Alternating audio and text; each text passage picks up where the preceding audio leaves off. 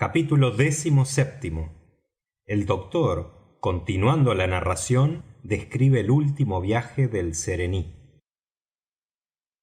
Este quinto viaje fue ya, sin embargo, bien distinto de los precedentes.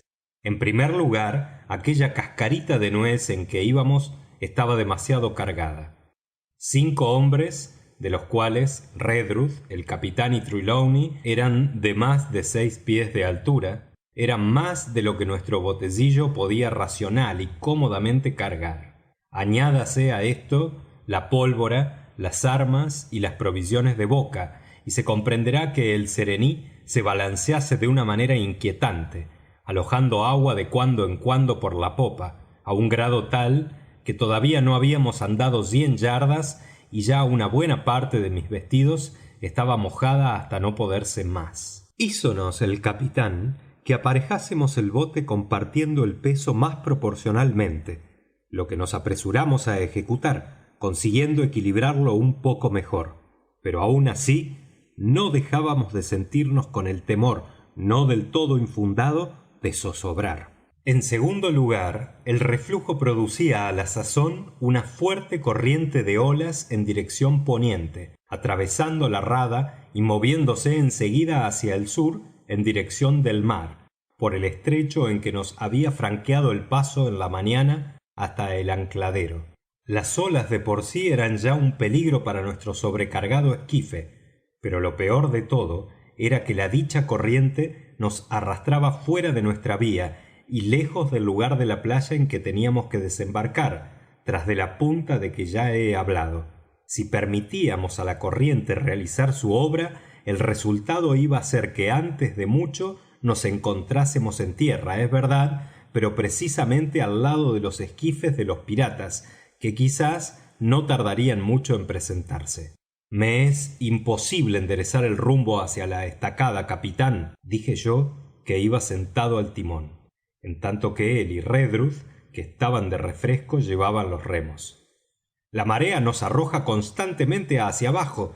¿No podrían ustedes remar un poco más fuerte? No, sin echar el bote a pique, contestó. Sostenga usted el gobernalle inmóvil hasta que vea usted que vamos ganando la vía. Hice lo que se me indicaba y pronto vi que, si bien la marea continuaba empujándonos hacia el poniente, muy luego logramos que el bote enderezara la proa al este, siguiendo una línea que marcaba precisamente un ángulo recto con el camino que debíamos tomar. De esta manera no vamos a tocar tierra jamás, dije yo. Si no nos queda otro derrotero libre más que este, no podemos hacer otra cosa que seguirlo a todo azar, contestó el capitán. Tenemos que ir contra la corriente de la baja mar. Ya ve usted, pues, que si seguíamos bordeando a sotavento de nuestro desembarcadero, era muy difícil decir a dónde íbamos a tocar tierra, esto sin contar con la inmediata probabilidad de ser abordados por los botes de Silver, en tanto que, por el camino en que nos hemos puesto, la corriente puede amortiguarse pronto, y entonces ya podremos virar rectamente hacia la playa. La corriente ha amainado ya mucho, señor, díjome Gray, que iba sentado hacia proa. Ya puede usted hacer que viremos de bordo un poco. Gracias, muchacho, le contesté como si nada hubiera sucedido, puesto que todos habíamos hecho tácitamente la resolución de tratarlo desde luego como a uno de los nuestros. De repente el capitán habló de nuevo y noté que había una perceptible alteración en su voz. ¿Y el cañón? dijo. Ya pensaba en eso, le respondí, seguro como estaba de que él se refería a la posibilidad de que se bombardeara nuestro reducto. No crea vd que les sea posible bajar el cañón a tierra, y aun en el supuesto de que lo consiguieran, jamás podrían hacerlo subir por entre el monte. Pues mire vd a popa, doctor, replicó el capitán. Volví la cabeza. Lo cierto es que habíamos echado completamente en olvido nuestra pieza de artillería en la goleta, y de allí nuestro horror cuando oímos que los 5 bandidos estaban muy atareados despojándola de lo que ellos llamaban la chaqueta, o sea, el abrigo de grueso cáñamo embreado con que la manteníamos envuelta durante la navegación. No era esto todo, sino que al punto me acordé que las balas y la pólvora de la misma pieza habíanse quedado a bordo en un cajón, por lo cual no necesitaban nuestros enemigos sino dar un golpe con una hachuela para ser dueños de aquellas terribles municiones de guerra. Aquel olvido no podía tener más disculpa que la prisa con que nos vimos precisados a evacuar la embarcación, pero desgraciadamente era irremediable. Israel Hands era el artillero de Flint, dijo Gray con voz ronca. No me quedaba, pues, otro recurso que a cualquier riesgo poner decididamente proa a tierra. A esta sazón, por fortuna nuestra, la corriente quedaba ya tan lejos de nosotros que nos fue fácil seguir rumbo a la playa por un camino tan recto como nuestra quilla, a pesar del impulso necesariamente poco vigoroso que los remos imprimían a nuestro bote. Ya no me fue difícil, pues, gobernar derechamente hacia la meta, pero lo muy malo era que en la dirección que íbamos no presentábamos a la Española nuestra popa, sino un costado, ofreciendo a su tiro un blanco de tal tamaño que parecía imposible que se le errara puntería. Érame fácil ver y oír a aquel bribón de Hands, con su cara de borracho consuetudinario, arreglando sobre cubierta un cartucho para el cañón. ¿Quién es aquí el mejor tirador?, preguntó el capitán. El señor de Trelawney, aquí y donde quiera, le contesté. Pues bien, señor de Trelawney, ¿quiere vd hacerme el favor de quitarme de en medio a uno de aquellos pícaros? A Hands, de preferencia, si es posible, dijo el capitán. Trelawney estaba frío como el acero. Sin decir palabra, preparó su arma. Ahora, díjonos el capitán, mucho cuidado. Dispare vd su arma sin hacer movimiento alguno, o de lo contrario nos vamos a pique. Todo el mundo listo para equilibrar si el bote zozobra al disparo. El caballero levantó su arma y los remos cesaron de hender el agua. Todos nos inclinamos del lado contrario para mantener el equilibrio, y todo fue ejecutado con tal felicidad que no hicimos entrar al bote ni una sola gota de líquido. En este instante nuestros enemigos tenían ya su pieza montada y lista, y Hands, que estaba junto a la boca con el escobillón en la mano, era el más expuesto de todos. Sin embargo, no tuvimos fortuna, pues precisamente en el momento en que, ya seguro de su puntería, disparó Trelawney, el astuto timonel se encorvó rápido como el pensamiento, y la bala que pasó silbando por encima de él fue a herir a otro de los 4 piratas, que cayó al punto. El grito que éste lanzó fue repetido no sólo por sus compañeros de al lado, sino por otras muchas voces desde la playa. Volví la vista en esta dirección y noté que todos los demás piratas salían de entre los árboles en aquel momento y se apresuraban a ocupar sus lugares en los esquifes. Ahora vienen allí los botes, señores, dije. Enfile vd pues recto, gritó el capitán. Ahora ya no hay miedo de zozobrar. Firme a los remos. Si no podemos llegar a tierra, todo ha concluido para nosotros. No han tripulado más que uno de los botes, capitán, añadí. Los hombres del otro van probablemente por tierra a cortarnos el paso. El calor es excesivo y la distancia no es tan corta para que lo consigan fácilmente, replicó el capitán.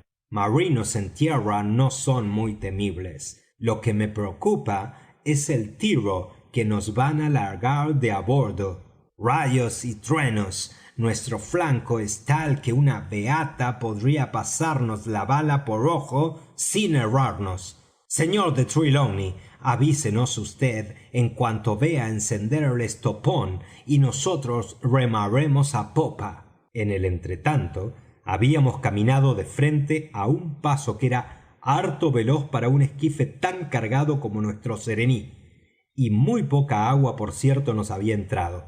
Ya estábamos á pocas brazas de la orilla, unas cuantas remadas más y podríamos atracar al fin, porque el reflujo acababa de descubrir una cinta de arena abajo de un grupo de árboles de los de la costa.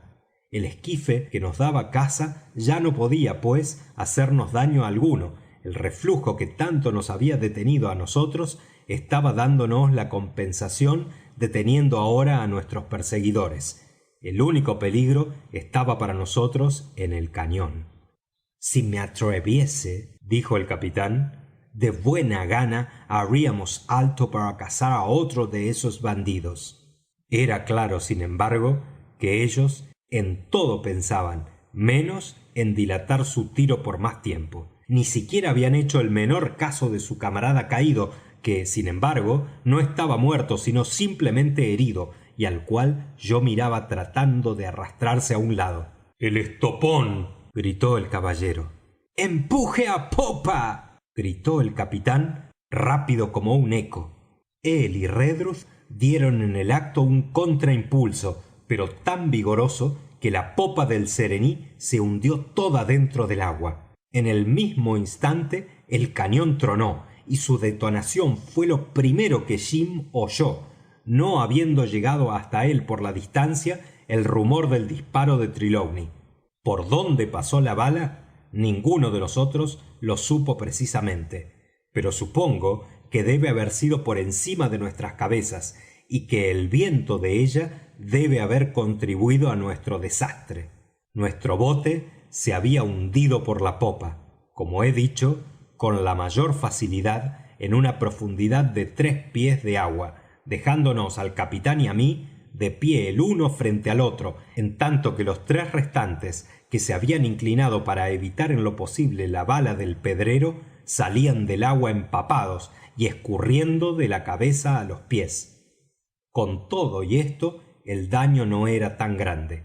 No había perecido ninguno de nosotros, y ya de allí podíamos caminar a pie por el agua, las pocas brazas que nos separaban de la playa.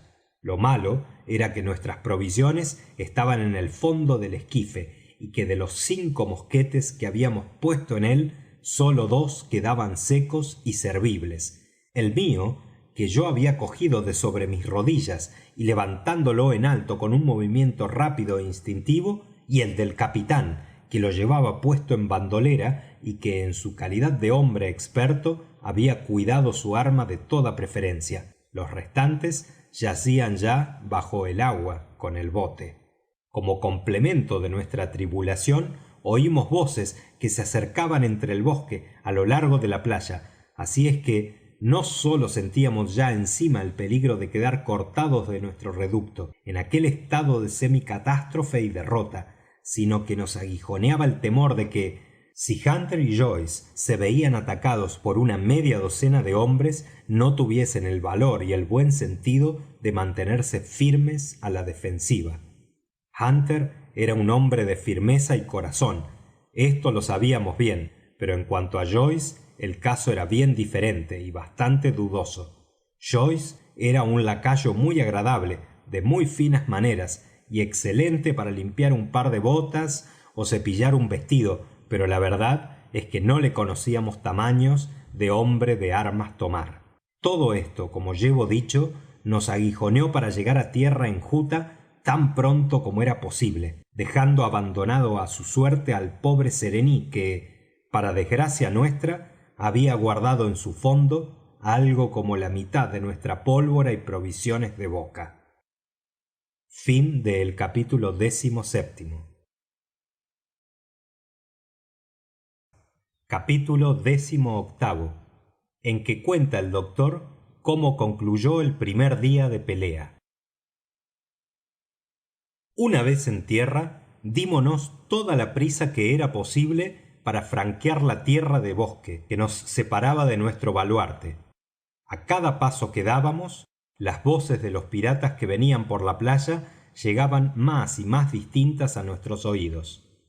Muy pronto ya no fué fácil distinguir el rumor de sus precipitados pasos y el crujido de las ramas de los arbustos á través de cuyos matorrales se venían abriendo camino. Comencé á creer entonces que la cosa iba de veras y hasta requerí el fiador de mi mosquete. Capitán, dije, el sr de Trelawney es el de puntería infalible entre nosotros. Dele vd su mosquete porque el suyo está inutilizado. Sin responderme cambiaron rápidamente de armas y Trelawney, callado y frío como había estado desde el principio de la batalla, se detuvo por un instante para cerciorarse de que el arma estaba en buen estado para servicio inmediato. En el mismo momento, notado que Gray iba desarmado, le alargué mi cuchillo. Mucho nos animó al ver á aquel chico escupirse la mano, remangarse la camisa, empuñar el arma y hacerla zumbar, blandiéndola por el aire. Era cosa que se veía desde luego que aquel nuestro nuevo aliado era todo un marino de pelo en pecho. A unos 40 pasos de aquella rápida detención llegamos al lindero del bosque y vimos la estacada frente á nosotros. Nos lanzamos á ella, entrando á su recinto por el lado sur, cuya empalizada salvamos rápidos como el rayo, y casi en el instante mismo 7 de los amotinados, con Job Anderson el contramaestre á la cabeza, aparecieron en el lado sudoeste lanzando gritos tremendos. Detuviéronse un momento al llegar allí, como si se sintieran cogidos por retaguardia, pero antes de que ellos tuvieran tiempo de recobrarse de su sorpresa, no sólo Trelawney y yo, sino también Hunter y Joyce tuvimos tiempo de hacer fuego desde el reducto. Los 4 tiros no sonaron en una descarga muy simultánea, pero hicieron su efecto, eso sí. Uno de los enemigos cayó redondo y los restantes, sin vacilar más tiempo, volvieron la espalda y se parapetaron tras de los árboles. Después de cargar de nuevo nuestras armas, salimos afuera de la empalizada para reconocer al enemigo que había caído. Estaba muerto y muy bien muerto, con el corazón atravesado de parte á parte. Ya comenzábamos á felicitarnos de nuestra buena suerte cuando en aquel mismo instante una detonación de pistola se dejó oír en el matorral más cercano, la bala silbó junto á mi oído y el pobre de Tom Redruth se tambaleó y cayó en el suelo de largo á largo. Tanto el caballero como yo devolvimos el tiro, pero como no teníamos sobre qué hacer puntería, es muy probable que no hicimos más que desperdiciar nuestra pólvora. Cargamos otra vez y entonces volvímonos á ver al pobre Tom. El capitán y Gray estaban ya examinándolo y en cuanto á mí me bastó la primera ojeada para comprender que aquello no tenía remedio. Creo que la prontitud con que respondimos á su disparo dispersó á los rebeldes una vez más, porque aunque estábamos á descubierto ya no se nos hostilizó mientras nos dábamos trazas de izar al pobre guardamonte para pasarlo al recinto de la estacada y trasladarlo, quejándose y desangrándose, al interior de la cabaña. Pobre viejo, de sus labios no había salido ni una palabra de sorpresa, queja ó temor, pero ni aun de sentimiento. Desde el instante en que habían comenzado nuestras complicaciones hasta aquel punto en que le acostábamos allí en el centro de nuestro reducto para que muriera. Como un troyano verdadero había permanecido vigilante e inmóvil tras de su colchón en la galería. Cuantas órdenes se le habían dado, él las había obedecido callado, con la docilidad de un perro, y muy bien, por cierto. Era el de más edad de todos los de nuestro campo, llevando 20 años por lo menos al más viejo, y ahora aquel anciano criado, taciturno, servicial, estaba allí tendido próximo al sepulcro. El caballero se dejó caer casi junto á él sobre sus rodillas y le besaba la mano llorando como un chiquillo. ¿Cree vd que me voy, doctor?, preguntó el moribundo. Tom, hijo mío, le contesté, vas á volver á tu verdadera patria. Siento mucho replicó el agonizante. no haber dado antes a esos pillos una lección con mi mosquete. Tom, exclamó á la sazón el caballero todo conmovido. Tom, dime que me perdonas. ¿No es verdad que sí? Señor, fue su respuesta. ¿no cree vd que eso parecería una falta de respeto de mí a vd? pero hágase como usted lo pide. Sí, señor, con toda mi alma. Siguióse un silencio no muy largo, al cabo del cual murmuró que desearía que alguien dijese cerca de su cabecera alguna oración, añadiendo en tono sencillo y como disculpándose de su atrevimiento: creo que esa es la costumbre. Es verdad. Vino luego una agonía muy corta, y sin pronunciar ninguna otra palabra, el alma de Redruth partió de este mundo. Entretanto, el capitán, cuyas faltriqueras y pecho había yo visto en extremo abultados durante la travesía, fué sacando de ellos todo un almacén de objetos: una bandera inglesa, una biblia, una adujada o lío de cuerda bastante fuerte, plumas, tinta, el registro diario de a bordo y algunas libras de tabaco. Habíase encontrado en nuestro recinto de la estacada un largo y ya aderezado tronco de abeto que, con la ayuda de Hunter, levantó y puso en el ángulo de la cabaña en que los troncos se cruzaban. Acto continuo, subiendo ágilmente sobre el techo del reducto, colocó con su propia mano e izó en alto la bandera de nuestra patria. Esta operación pareció como aliviarle de un gran peso. Volvió á entrar en seguida á la cabaña, y como si nada hubiera de particular, se puso tranquilamente á hacer el recuento de nuestras provisiones de guerra y boca. Pero no dejaba, sin embargo, de mirar con disimulo del lado del pobre de Tom Redruth, que estaba agonizando, y así es que no bien hubo éste expirado, cuando se acercó con otra bandera y la desplegó reverentemente sobre el cadáver. En seguida, sacudiendo virilmente la mano del caballero, le dijo: no hay que afligirse, señor. Todo temor es vano, tratándose del alma de un leal que ha sucumbido cumpliendo con su deber para con su capitán y con su señor. Sería una ofensa á la divinidad el creer otra cosa. Dicho esto, me llevó a un lado y me dijo: ¿dentro de cuántas semanas esperan vd y el caballero que vendrá el buque que ha de enviar Blandy?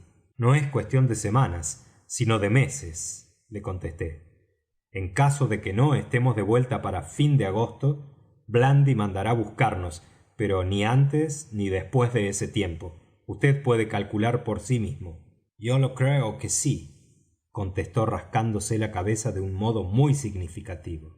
Así es que, no sin dar a la providencia una buena ración de gracias por todos sus beneficios, debo decir que no por eso hemos estado menos desafortunados. ¿Qué quiere usted decir con eso?, le pregunté. Quiero decir, me respondió, que es una lástima que hayamos perdido aquel segundo cargamento del botecillo. Por lo que hace á la pólvora y balas, tenemos bastantes, pero en cuanto á provisiones de boca, estamos escasos, muy escasos, tan escasos, doctor, que quizás nos viene muy bien el tener aquella boca de menos. Y al decir esto, señalaba el cadáver que yacía cubierto con la bandera inglesa por sudario. En aquel mismo instante oyóse el trueno y el silbido de una bala de cañón que pasó rozando el techo de nuestro reducto y fué a enterrarse entre los árboles del bosque. ¡Ajá!, dijo el capitán. ¡Salvas tenemos! Bastante poca pólvora tienen esos chicos para que las desperdicien así, tan locamente. Otro segundo disparo arrojó su bala con mejor puntería, pues el proyectil penetró adentro de la estacada, levantando una nube de arena, pero sin causarnos el menor daño. Capitán, dijo el caballero, me consta que nuestro reducto, de por sí, es enteramente invisible desde el buque. Creo, por tanto, que es la bandera la que les está sirviendo para hacer blanco. ¿No cree vd que sería más prudente traerla acá adentro? ¿Arriar mi pabellón? ¡Jamás!, exclamó el capitán. Nosotros fuimos todos inmediatamente de su misma opinión, porque aquello no sólo tenía un aspecto marcial, marino é imponente, sino que entrañaba una buena política, cual era la de mostrar á nuestros enemigos que no se nos daba un ardite de su cañoneo. Toda la tarde continuaron su fuego, bala tras de bala venía, las unas pasaban por encima del techo, otras caían á un lado, otras entraban al recinto de la empalizada desparpajando la arena del piso, pero como tenían que hacer su puntería sobre una mira muy alta, sus tiros no lograron más que encontrar sepultura en la leve arena de la loma. No teníamos rebotes que temer, y aunque una bala penetró a la cabaña por el techo y luego salió de nuevo por un costado, muy pronto nos acostumbramos a esa especie de broma pesada y no hicimos más caso de ella que lo habríamos hecho de una partida de vilorta. Me ocurre una buena idea, dijo el capitán. El bosque frente á nosotros está bastante claro, la marea ha dejado un buen espacio en seco y a la hora de esta nuestras provisiones están ya probablemente en descubierto. Creo que si algunos de los nuestros se prestaran a hacer una pequeña salida con ese objeto, podríamos recobrar parte de nuestra carne salada. Gray y Hunter se ofrecieron desde luego y, muy bien armados, salvaron la empalizada. Su misión fue, sin embargo, inútil.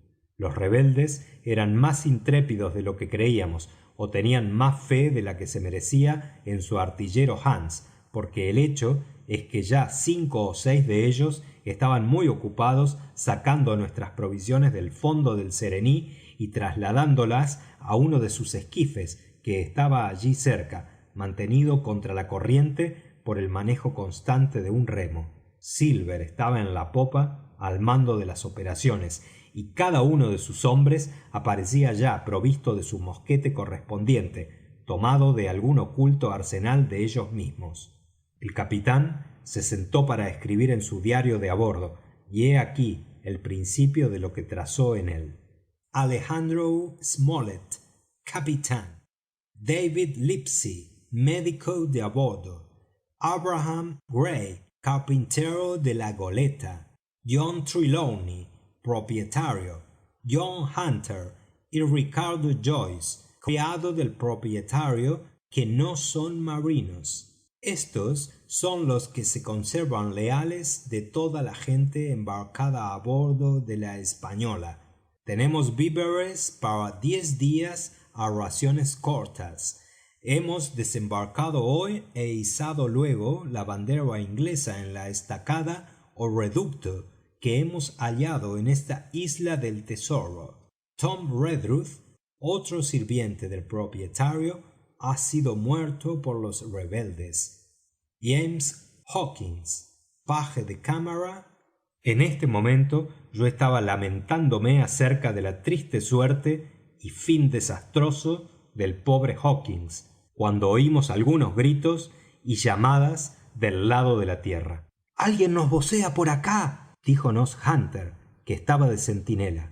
«Doctor, caballero, capitán, hola, ¿eres tú, Hunter?», decían los gritos aquellos. Corrí a la puerta de la cabaña y llegué a tiempo para ver de nuevo, sano y salvo, a Jim Hawkins, salvando en aquel momento la empalizada. Fin del capítulo 18. Capítulo 19. El narrador primero toma otra vez la palabra. La guarnición de la estacada. No bien Ben Gunn hubo visto la bandera, hizo alto inmediatamente, me tomó por el brazo para detenerme y se sentó. «Ah, lo que es por ahora, Jim. Allí están tus amigos, con toda seguridad». «Más bien creo que sean los rebeldes», le repliqué. «No», dijo él. «¿Crees tú que en un lugar como este, al cual no abordan sino piratas, había de venir Silver a enarbolar el pabellón inglés? Ni por pienso. Son tus amigos, Jim. No tengas la menor duda. Además, ya ha habido pelea y me sospecho que los tuyos han llevado la mejor parte y ahora los tienes instalados en esa estacada y reducto que fue construido hace años y años por el capitán Flint. Ah, ¿puedes creer que el tal capitán era hombre que sabía lo que traía entre manos? Quitándole lo borracho, era persona que jamás dejaba traslucir su juego. No le tenía miedo a nadie más que a Silver. Silver puede jactarse de ello. Bueno, pues, siendo esto así, como creo que lo es, tanta más razón para que yo me apresure a reunirme con mis amigos. Como tú quieras, replicó él. Tú eres un buen muchacho, o yo me equivoco, pero muchacho nada más, y con eso está dicho todo. En cuanto a Ben Gunn, este se escapa. Ni un vaso de ron podría seducirme bastante para ir allá. Ni el mismo ron, no. Hasta que no vea yo a tu caballero de nacimiento y le entregue eso bajo su palabra de honor. Pero no olvides mis palabras. El precioso don de su confianza. Esto es lo que tú debes decirle. El precioso don de su confianza. Y al decirle esto, le das el pellizco que ya sabes. Y añadiendo la acción a la palabra, me largó por tercera vez un pellizco, con el mismo aire de confianza íntima que los anteriores. Así pues, cuando necesiten a Ben Gunn, ya sabes en dónde encontrarle, Jim. Precisamente en el mismo lugar en que me has visto hoy. El que vaya en mi busca, que lleve en la mano por señal algún lienzo blanco, y que vaya solo, enteramente solo. Para esto añadirás: Ben Gunn tiene sus buenas razones muy particulares. Está bien, le dije. Creo haber entendido. Usted tiene algo que proponer y desea usted ver bien al caballero o bien al doctor, para lo cual se le puede encontrar a usted en el mismo lugar en que hoy le he hallado. ¿Es esto todo? ¿A qué horas? ¿Quieres saber también a qué horas, no es verdad? Pues estaré allí diariamente desde el mediodía hasta las 6 de la tarde. Entendidos, le contesté. Ahora, ¿no cree usted que ya debemos despedirnos? Sí, pero mira, cuidado con olvidar las palabras esas. El precioso don de su confianza. Y las otras de sus buenas razones muy particulares. Mira que esto es de lo más esencial. Razones muy particulares, como de hombre a hombre. Y sin soltarme el brazo todavía añadió: creo que ya puedes marcharte, Jim. Pero óyeme, si por desgracia te fueres a tropezar ahora con Silver, ¿no es verdad que ni con caballos brutos te arrancará la confesión de lo que te he dicho? ¿Verdad que no? Ah, bueno. Pero, ¿y si los piratas acampan esta noche en tierra, Jim? ¿No podremos esperar que para mañana estén ya un poco menos salvajes?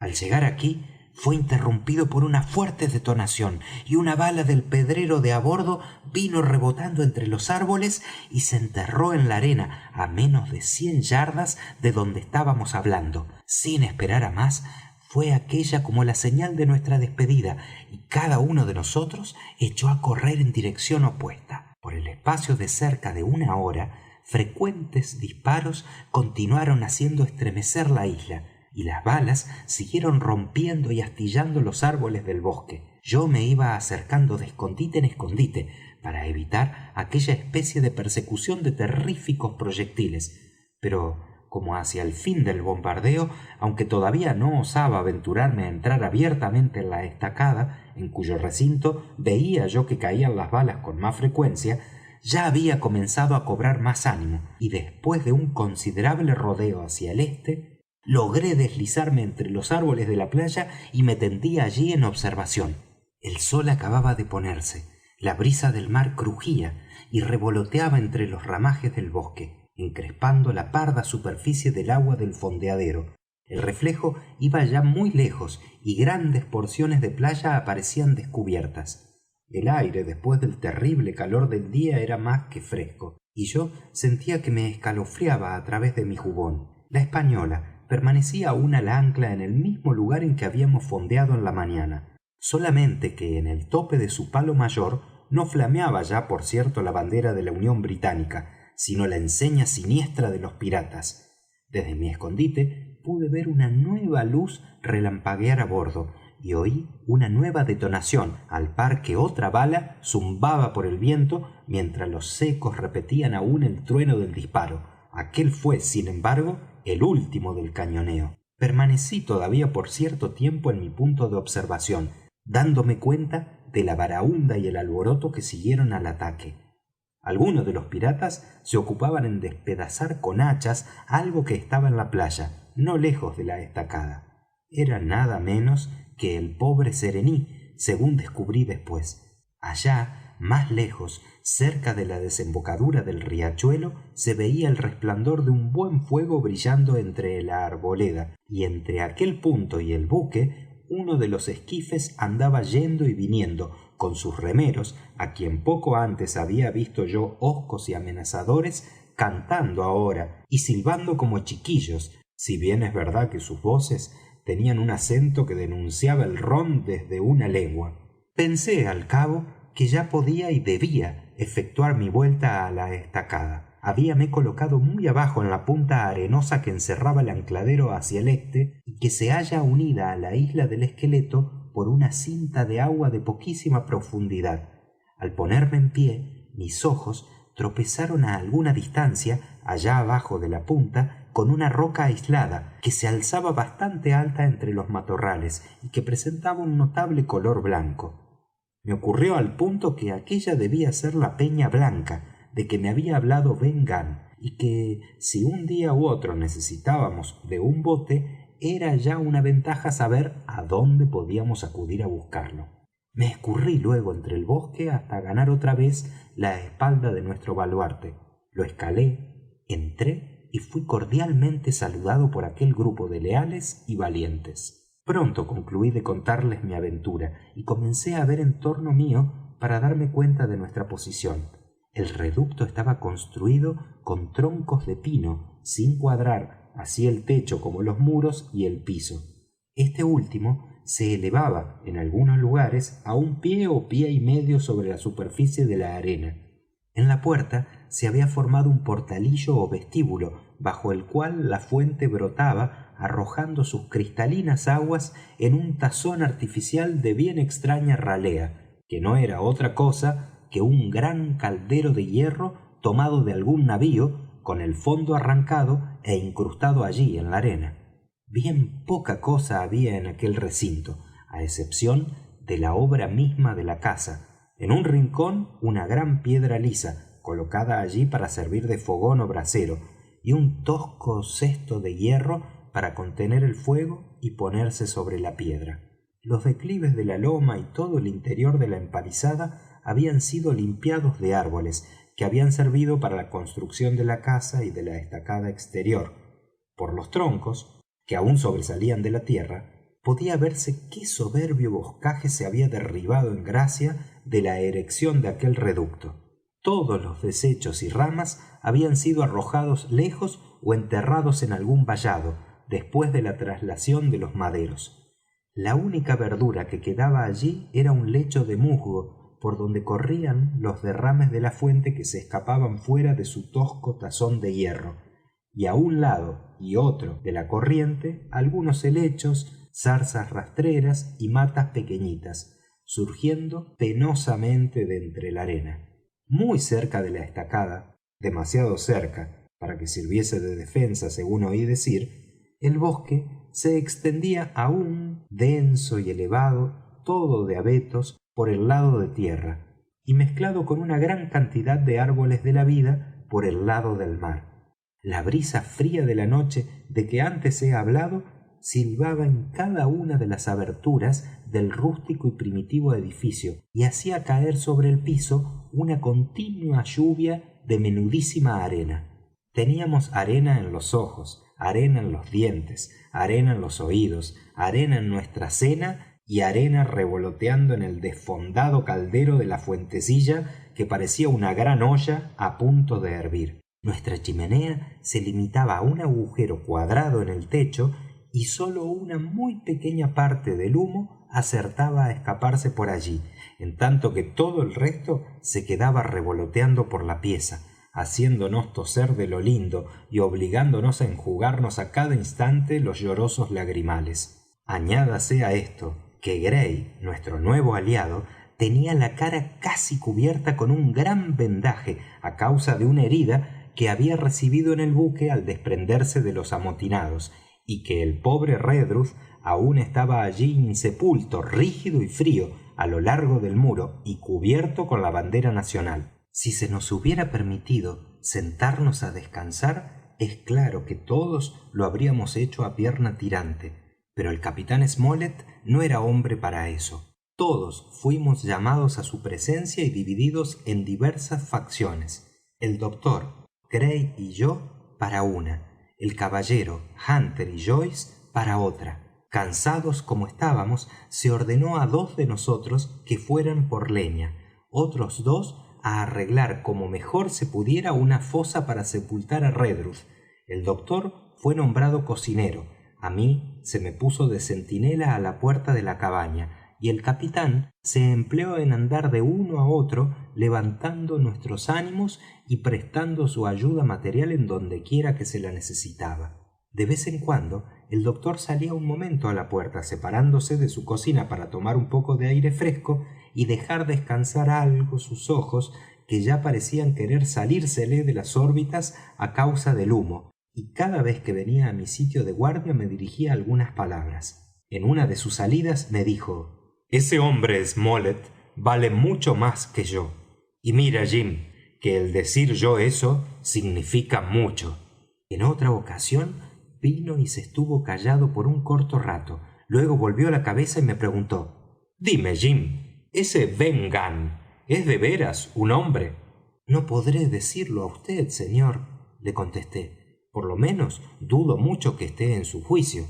Bueno, si es posible la duda, entonces es seguro que sí está, replicó el doctor. Ya tú comprendes, Jim, que un hombre que durante 3 años se ha estado solo en una isla desierta no puede conservar su razón tan cabal como tú o yo.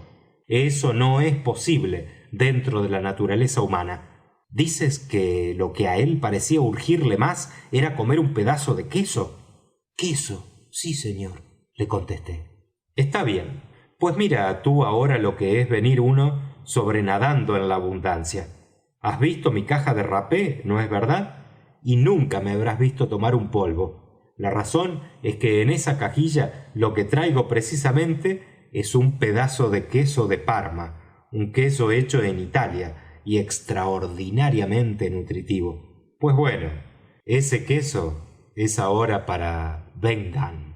Antes de que nos pusiéramos á cenar, dimos sepultura al cadáver del viejo Tom en una fosa cavada en la arena, en torno de la cual permanecimos piadosamente por algún rato, tristes y preocupados, con las cabezas que la brisa de la noche enfriaba descubiertas en aquel acto solemne. Buen acopio de leña se había llevado al interior de la cabaña, pero no toda la que el capitán deseaba, por lo cual, una vez que la hubo inspeccionado, nos dijo que esperaba que por la mañana se recomenzara la obra y con una poca de mayor diligencia por esta vez. Cuando todos hubimos tomado nuestras respectivas raciones de tocino y apurado un buen jarro de grog de cognac, los 3 jefes se retiraron á un ángulo de la pieza á deliberar sobre la situación. Muy bien veíamos que habían agotado su imaginación para resolver qué haríamos, siendo como eran tan escasas nuestras provisiones, que al fin nos veríamos obligados á rendirnos mucho antes de que pudiese llegarnos ni una sombra de socorro. Así pues, se decidió que nuestra mejor esperanza era la de procurar matar cuantos piratas pudiéramos hasta obligarlos a una de dos, o a arriar la bandera o a largarse al fin con la española. De 10 y 9 que ellos eran, ya se veían ahora reducidos a 15, habiendo 2 heridos y por lo menos uno de ellos, el que cayó junto al cañón, de gravedad. Cada vez que tuviésemos batalla debíamos aprovechar bien nuestra pólvora, con gran cuidado de no exponer inútilmente nuestras vidas. Teníamos además 2 magníficos aliados, el rom y el clima. Por lo que hace al rom, aunque estábamos a más de media milla distantes del enemigo, podíamos oír su baraúnda y sus cánticos que duraron hasta bien entrada la noche. Y en cuanto al clima, el doctor apostaba su peluca a que, anclados en donde estaban, cerca o casi en medio del pantano, sin remedios disponibles. Por lo menos una media docena de ellos estarían tendidos con fiebre antes de una semana. Por tanto, añadió, si no nos matan a todos nosotros de una vez, ya se darán de santos con empacarse en el buque y marcharse con viento fresco a piratear de nuevo por esos mares de Dios, que al fin y al cabo, buque es nuestra goleta, que puede servirles para su objeto. Será el primer navío que haya yo perdido en mi vida, dijo el capitán Smollet. Yo me sentía cansado hasta la muerte, como es fácil figurárselo, así es que en cuanto se me dejó tenderme a dormir, lo cual no sucedió sino después de mucho molestarme, caí en un sueño tan pesado que entre un tronco y yo no había la menor diferencia. Todos los demás estaban ya levantados mucho tiempo hacía. Ya habían almorzado y traído casi doble cantidad de leña que la acarreada la víspera, cuando me desperté con una baraúnda repentina y un rumor desusado de voces. ¡Bandera de paz!, oí que decía alguno, y luego percibí casi enseguida que, con una exclamación de sorpresa, añadían: ¡Es Silver en persona! Al oír esto, di un salto y, restregándome todavía los ojos, corrí a una de las troneras del reducto. Fin del capítulo 19. Capítulo 20. La embajada de Silver. Era cierto. 2 hombres estaban allá, fuera de la estacada, uno de ellos agitando una bandera blanca y el otro de pie junto a él, con tranquilo continente. Este era nada menos que el mismísimo Silver. Todavía era a la sazón bastante temprano, y la mañana era tan fría que jamás sentí otra peor fuera de Inglaterra, pues un cierzo helado materialmente penetraba hasta la médula de los huesos. El cielo estaba claro, sin la más pequeña nube, y las cumbres de los árboles tenían en aquel instante el tinte rosado de la mañana. Pero en el bajío en que estaban Silver y su acompañante todavía quedaba bastante sombra, y aparecían como sepultados hasta la rodilla en una bruma baja que durante la noche había brotado del pantano. El cierzo frío y el vapor aquel, existiendo al mismo tiempo, daban una idea de la isla tristísima, por cierto. Era evidente que aquel era un lugar húmedo, pantanoso, ardiente e insalubre por excelencia. «¡Todo el mundo adentro!», gritó el capitán. «Apuesto 10 contra 1 a que esto envuelve alguna mala pasada». Dicho esto, gritó al pirata: «¿Quién va? ¡Alto ahí o hacemos fuego!».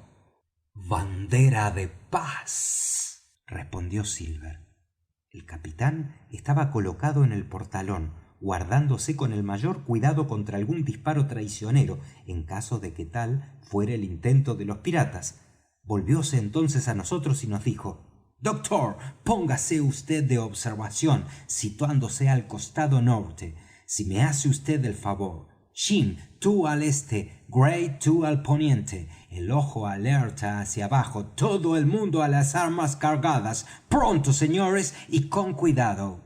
Dicho esto, se volvió de nuevo a los rebeldes gritándoles: «¿Y qué vienen ustedes a buscar aquí con su bandera de parlamento?». A esta interpelación fue el hombre que agitaba el lienzo el que respondió: «Señor, el capitán Silver desea pasar a bordo para hacer proposiciones». «¿El capitán Silver? No sé quién es él, no lo conozco», gritó el capitán Smollet, y pude oírle que añadía para sí en voz más baja: «Capitán, diantre, vaya si hay ascensos en la carrera». Silver respondió entonces de por sí: «Se trata de mí, señor. Esos pobres muchachos me han elegido su capitán después de la deserción de vd».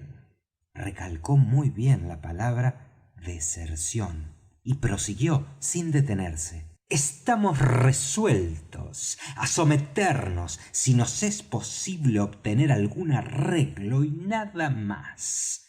Todo lo que yo pido es que me dé vd su palabra, capitán Smollet, de que me dejará salir sano y salvo fuera de esta estacada y 1 minuto de plazo para ponerme fuera de tiro antes de que se haya disparado un arma.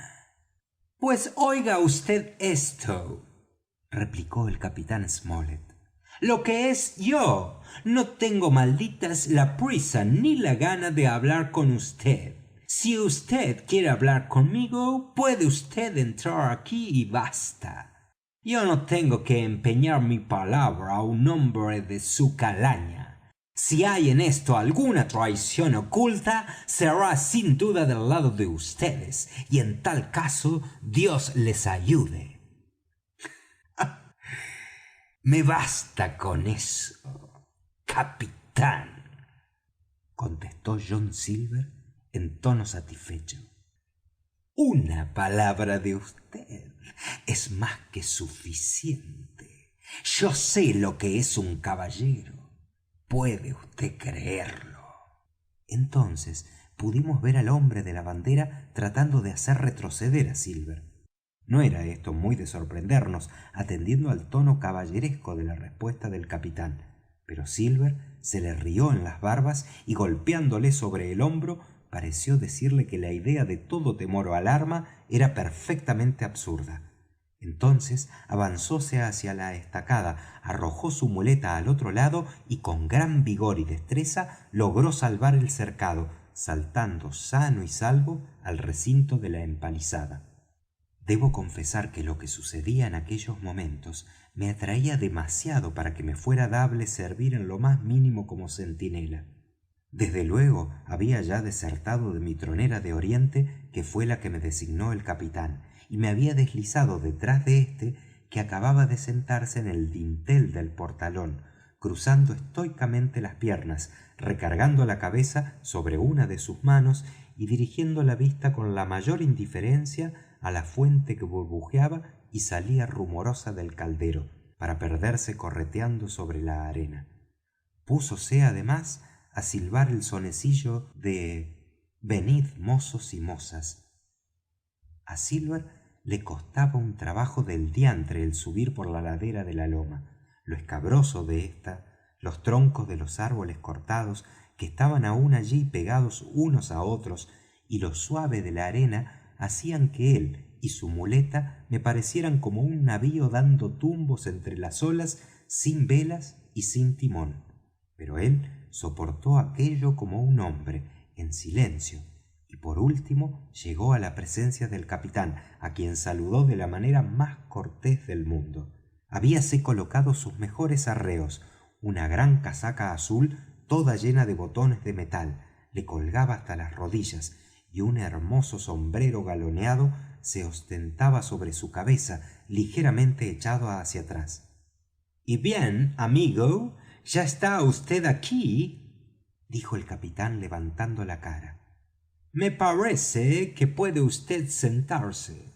¿Es que no me va vd a recibir allá adentro?, dijo Silver un tanto cuanto quejoso. Me parece esta una mañana demasiado fría para que nos estemos aquí sentados sobre la arena.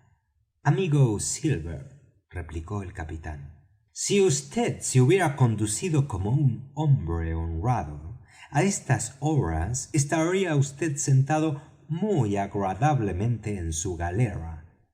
Esto no es más que la obra de vd mismo. Como cocinero de mi buque, que era vd, era tratado de la mejor manera del mundo.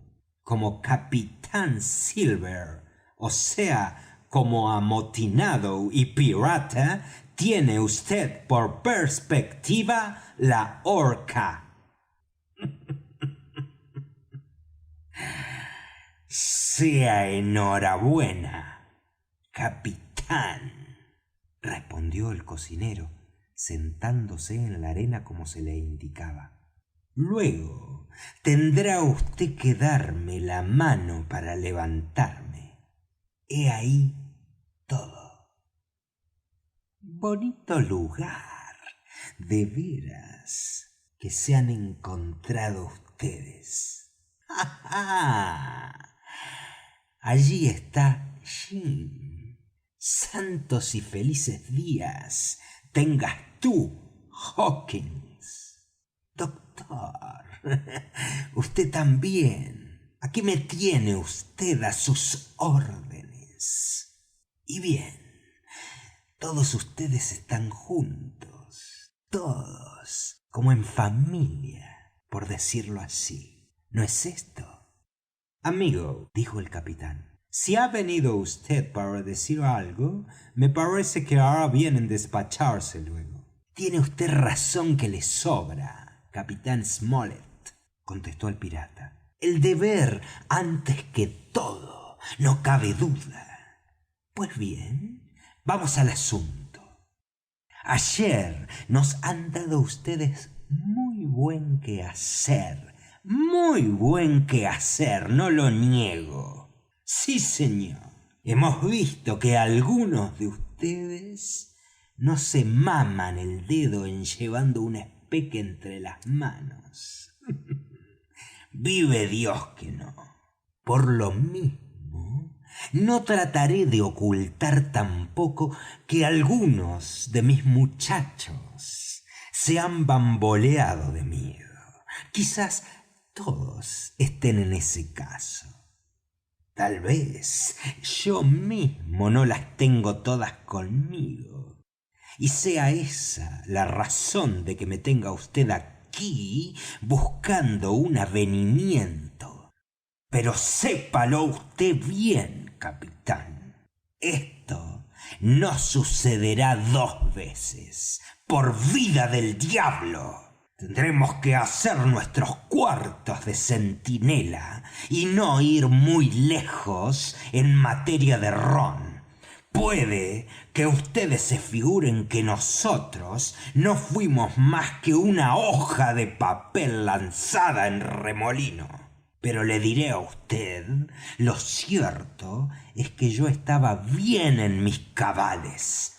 Lo que me pasaba es que me sentía cansado, como un macho de noria, y con solo que se me hubiese llamado un segundo antes, los habría cogido a ustedes en el acto mismo.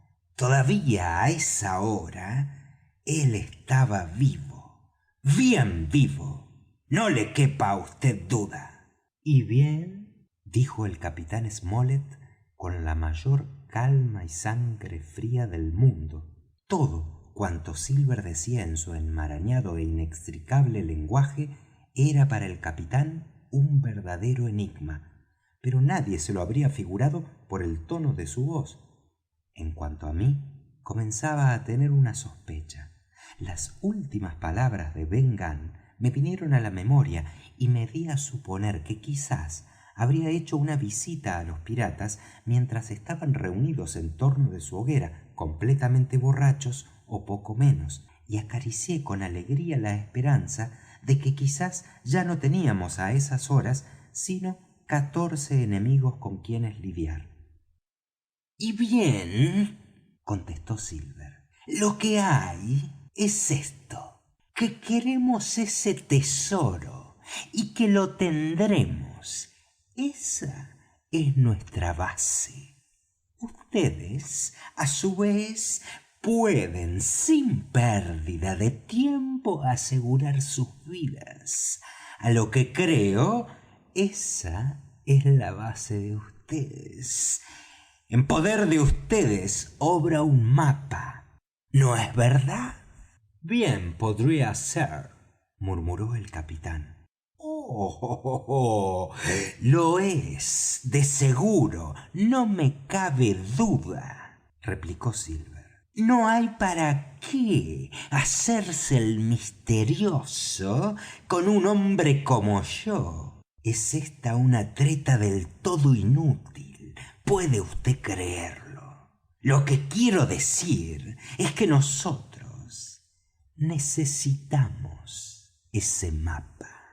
Por lo demás, nosotros nunca habíamos pensado en hacer a usted el menor daño. No, señor. Amigo, esa no pega, le interrumpió el capitán. Nosotros sabemos perfectamente lo que ustedes se proponían hacer, y lo cierto es que no nos importa un bledo, porque ya bien ve usted que lo que es por ahora los tales propósitos son ya simplemente imposibles.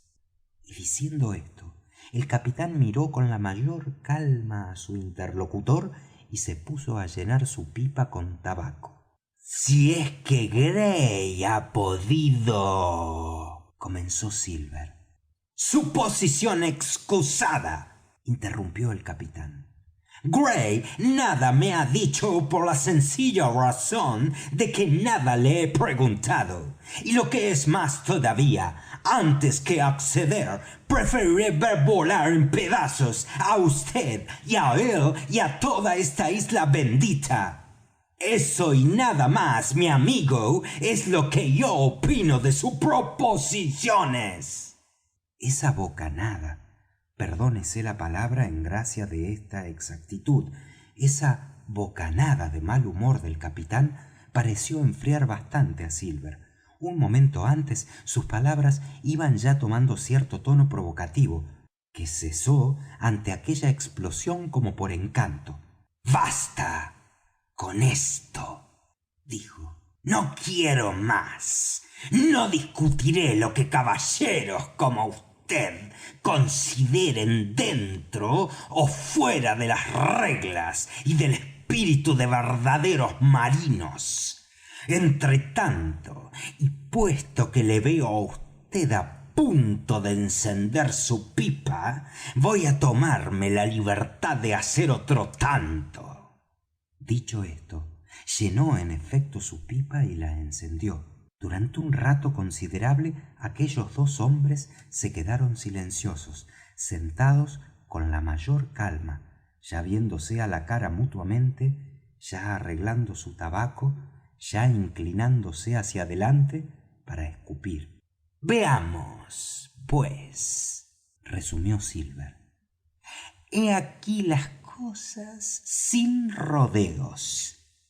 Ustedes nos dan ese mapa para encontrar con él el tesoro y cesan ya de fusilar a pobrecillos marineros y de calentarse la cabeza aún en medio del sueño. Ustedes hacen esto y nosotros, en cambio, les damos a escoger una de dos cosas.